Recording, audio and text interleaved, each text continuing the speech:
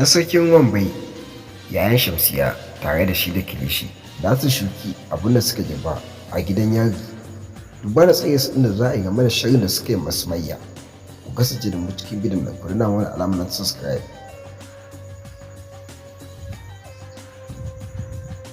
Assalamu alaikum wa rahmatullahi wa barakatuh. Tun masu sauran mu barkanmu da sace kasancewa da ku a daidai wannan lokaci a cikin wannan bidiyo, wanda a nan za mu warware muku zare da abawa bisa ga shirin fim ɗin labari na. Duk da cewa kowa ya fahimci dalilin fim ɗin labari na da ya dosa tsakanin gidan gabas da kuma gidan su Sumayya da kuma gidan su Alhaji Dan Gaske da gidan Sul kuma.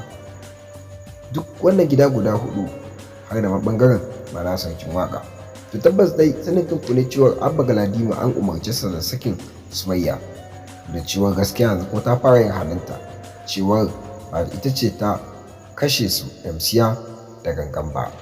Duk hakan ya faru ne ta sanadiyar kawar mana Shamsiyya, mana yara kenan ga Kilishi da suke shirin ya kashe ganin bayan an kashe gwamnatin Sumayya a gidan.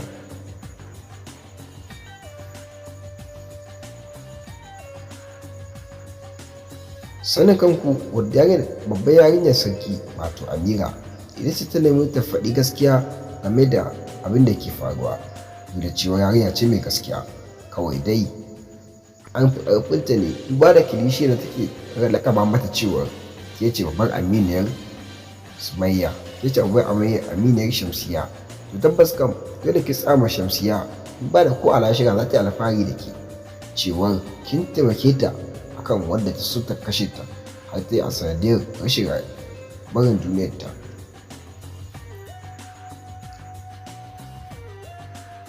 To wannan kuɗi ba dai ta yi tasiri akan Amira, wanda har ta ga 'yan sanda ta ba su sirri duk abin da ya faru da gaya musu ba na labarin ƙarya, wanda haka ma ta kai ga kotu da ta faɗi wannan labarin da ta maimaita a cikin wajen 'yan sanda ta kuma ta sha kotu.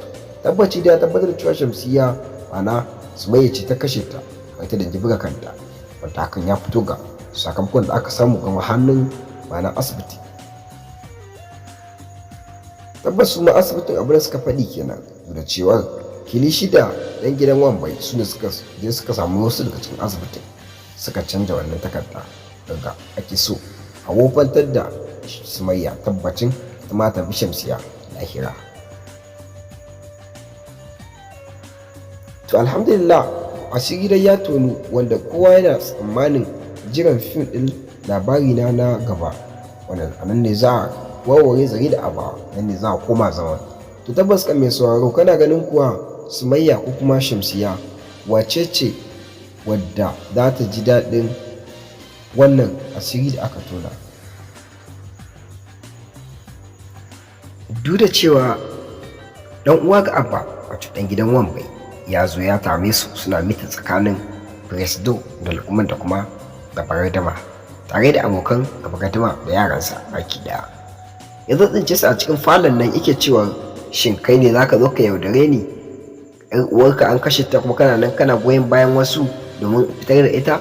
Har yake mata cewa shin wace ce ta kashe ta, wanda haka ya fusata bara kwantacciyar kura Presdo kenan, har ya fito yake ce masa ubanka ne ya kashe ta. Tabbas kan wannan magana ta haifar da mana cece ku ce a Kano, da kowa yake ganin hakan ya dace, duk da cewa an ce kura ta yi lafiya ne ma da ya ala cika balle kuma yanzu.